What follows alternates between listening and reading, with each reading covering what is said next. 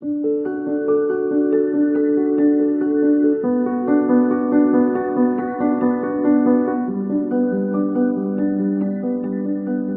everyone, and a warm welcome to our What Matters to Her Facebook video series, your go to source for discussions on all things related to women's health and pregnancy.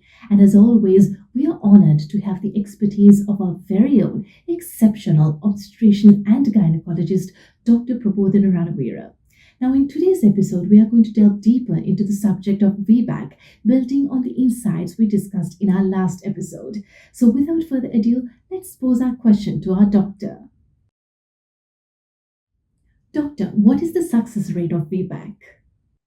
Right. So just because now, if usually if somebody has a vaginal delivery, the subsequent pregnancy, there's more than 90% chance of a vaginal delivery.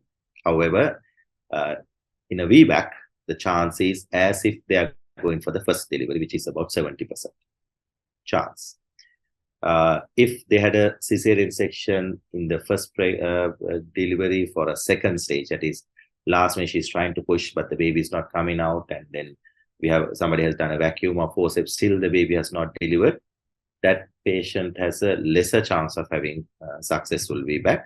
Whereas the first Caesarean section done due to a fetal problem, like baby's heart rate is dropping, we had to do emergency Caesarean section, or baby's was in breech position or any other position at that pregnancy where vaginal was not done, those patients has a higher chance of having successful VBAC. Also, if they have ever done a vaginal delivery before or after the Caesarean section, they have a very high chance of having a successful VBAC. And doctor, could you please also explain the labor process during a VBAC? Now, the problem with VBAC is like they have to start the labor on their own, and we cannot start the labor usually, and it's a consultant issue, because if we start oxytocin or any labor induction agent like prostaglandin, they increase the risk of rupture. 1 in 200 can become 1 in 100 or even 1 in 50. So because of that, usually it's a consultant decision depending on a lot of other factors, where they will decide whether she will need, whether we can start oxytocin on a patient who's going on a VBAC.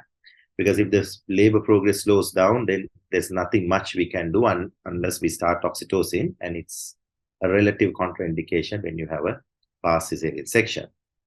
So if they start naturally and progress very well, then we allow. And the labor is usually high risk, so we offer one-to-one care and continuous CTG monitor. So we continuously monitor the baby's heartbeat throughout the labor, and that will try to detect this scar rupture at an early stage. So before any complications happen, we can bail out.